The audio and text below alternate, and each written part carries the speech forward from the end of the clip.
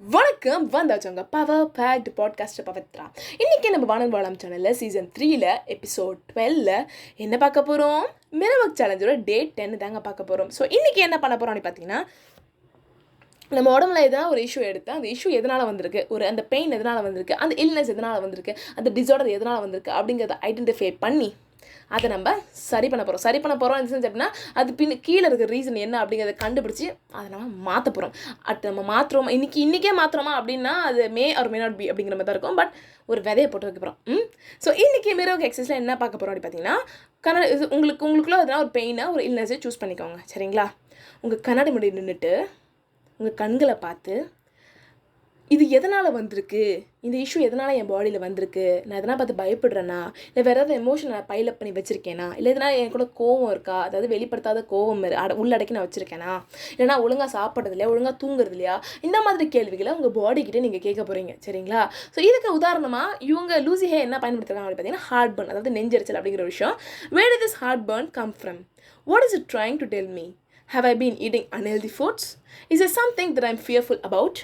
Did I hear some news that I'm not able to digest? Is there a heated situation that I'm not dealing with? What or who can't I stomach? So இந்த மாதிரி கேள்விகளை கேட்க சொல்கிறாங்க. அதாவது எனக்கு நெஞ்சரிச்சல் இருக்குன்னா எதனால் அந்த நெஞ்சரிச்சல் வருது, எனக்குள்ளே ஒரு கோவத்தை நான் வச்சுருக்கேன், எதனால் பயப்படுறேன்னா, எதனால் விஷயத்தில் நான் அக்செப்ட் பண்ணிக்க முடியாது, டைஜஸ்ட் பண்ணிக்க முடியாது, அதனால இந்த மாதிரி இஷ்யூ வருதா அப்படிங்கிற மாதிரி உங்கள் கண்ணாடியை பார்த்து உங்களை நீங்கள் கேட்க போகிறீங்க. சரிங்களா? ஸோ அடுத்தது இது முடிச்சுட்டு உங்களுக்கு என்ன இஷ்யூ வேணால் இருக்கலாம். சரிங்களா? ஸோ இந்த ஒரு அஃபர்மேஷனை ட்ரை பண்ண சொல்கிறாங்க. என்ன அப்படின்னா, I breathe freely and fully. I listen to the messages of my body. I feed my body healthy and nourishing food. I allow my body to rest when needed. I love my amazing body. I am safe. I trust the process of life. I am fearless.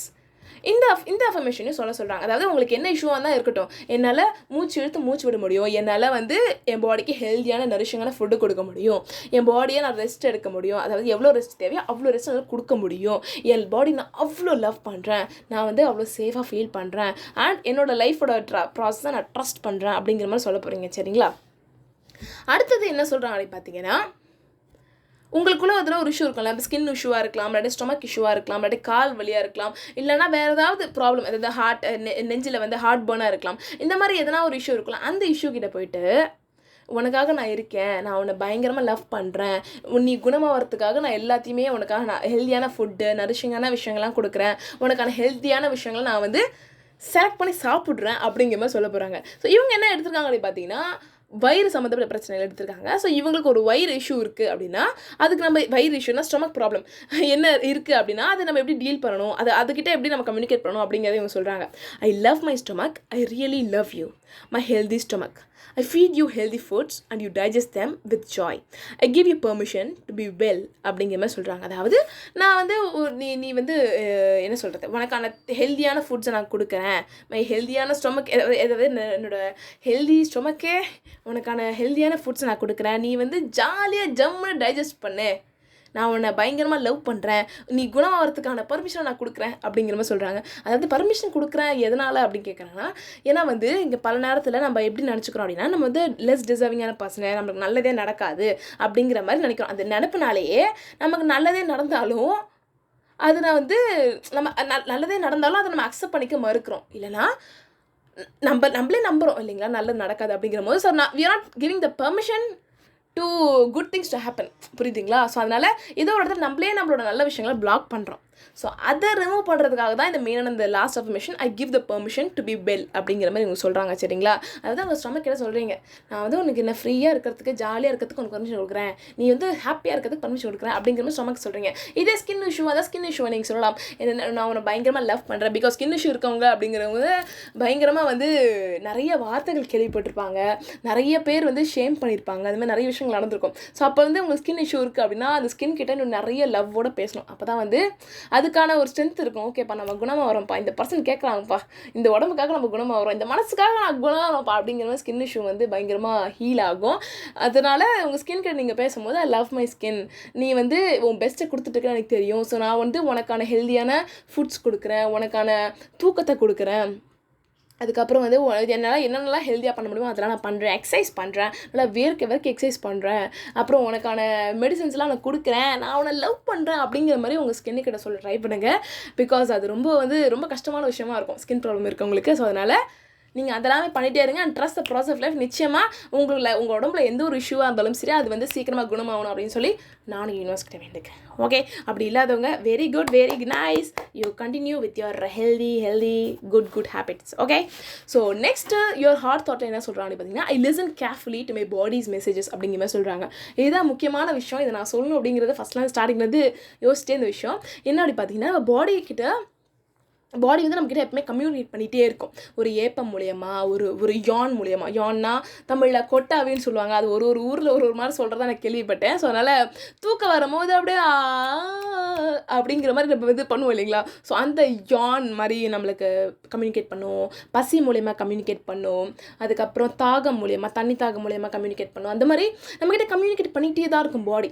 So வந்து நம்மக்கிட்ட சாஃப்டாக சொல்லும் போது இந்த person கேட்க மாட்டேங்கிறான்ப்பா, இவன்கிட்ட நான் இதெல்லாம் உனக்கு கொடுக்குறேன், கால் வலி, கை வலி, முதுகு வலி, மூட்டிலின்னு கொடுத்தா தான் இவன் வந்து அடங்குவான், இவன் வந்து ஒழுங்காக உட்கார மாட்டேங்கிறான், அதனால நான் வந்து இவனுக்கு ஒரு கால் வலி கொடுக்குறேன் அப்படிங்கிற மாதிரி நம்ம பாடி கிட்ட நம்ம கம்யூனிகேட் பண்ணிகிட்டே இருக்கோம். அதை நம்ம உத்து கவனிச்சோன்னா, சரி ஓகேப்பா இந்த பொசிஷனில் உட்காரனால தான் நமக்கு கால் வலி வருது, இந்த பொசிஷனில் உட்காந்து வேறு மாற்றி உட்காரும் அப்படின்னு கண்டுபிடிச்சி நம்ம அந்த வலியை வராமலே போக்கலாம். பட் நம்ம அதை பண்ணுறதில்ல பெரும்பாலும் நேரம். ஐயோ கால் வலிக்குது, சரி நான் டாக்டர்கிட்ட போகிறேன் அப்படின்னு டாக்டர்கிட்ட போயிட்டு மாத்திரை போட்டுக்கிட்டு சென்ட்னா பெயின் ரிலீஸ் ஸ்ப்ரிண்ட் அடிச்சுட்டு சுற்றிக்கிட்டு இருக்கோம். சரிங்களா. ஸோ அதனால் கொஞ்சம் உங்கள் பாடியை நோட்டீஸ் பண்ணுறது மூலிமா, கொஞ்சம் உங்கள் பாடிக்கிட்ட கம்யூனிகேட் பண்ணுறது மூலிமா, கொஞ்சம் உங்கள் பாடி சொல்கிறது மூலிமா நிறைய பிரச்சனைகளை தவிர்க்க முடியும். அதனால தான் சுற்றி வளைச்சி இதுதான் அவங்க சொல்கிறாங்க. சுற்றி இந்த லூசி ஹே அப்படிங்கிற நபர் சுற்றி வளைச்சி இல்லை, சுற்றி சொல்கிற ஒரு விஷயம் அதுதான். உங்கள் பாடியை காது கொடுத்து கேளுங்க, உங்கள் பாடிக்கிட்ட கேளுங்க, உங்களுக்கு என்ன தேவை, உனக்கு என்ன வேணும், எனக்கு என்னெல்லாம் உனக்கு கொடுக்கணும் அப்படிங்கிறத சொல்லு அப்படின்னு சொல்லி உங்கள் பாடிக்கிட்ட நீங்கள் வந்து ரொம்ப கைண்டாக ரொம்ப லவ்வோடு சொல்கிறீங்க.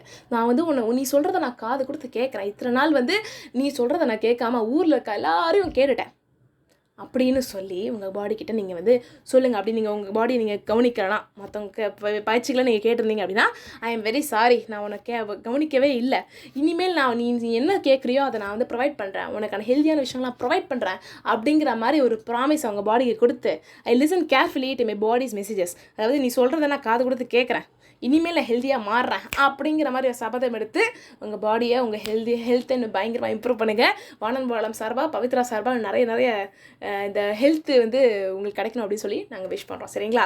ஸோ அந்த ஒரு நோட்டோட நம்ம டேட் அண்ட் மேரேஜ் கேசஸ் முடிச்சுக்கலாம். ஸோ இந்த எபிசோட் எப்படி இருந்துச்சு, உங்களுக்கு வந்து ரொம்ப இன்ஃபர்மேட்டிவாக இருந்துச்சா இல்லை ரொம்ப புதுசாக இருந்துச்சா? கண்டிப்பாக வந்து ஒரு சில நபர்களுக்கு, அதாவது இந்த பாடி இஷ்யூஸ் பின்னாடி ரீசன் இதெல்லாம் இருக்குது, அண்டர்லைங் இஷ்யூவாக ஒரு மென்டல் இஷ்யூ இருக்கும் அப்படிங்கிறது சிலருக்கு ரொம்ப புதுசாக இருந்திருக்கலாம். ஸோ அப்படி இருக்கவங்களுக்கு கண்ணாடி முன்னாடி பார்த்து ஒரு முறையாச்சும் கேட்டு பாருங்கள்.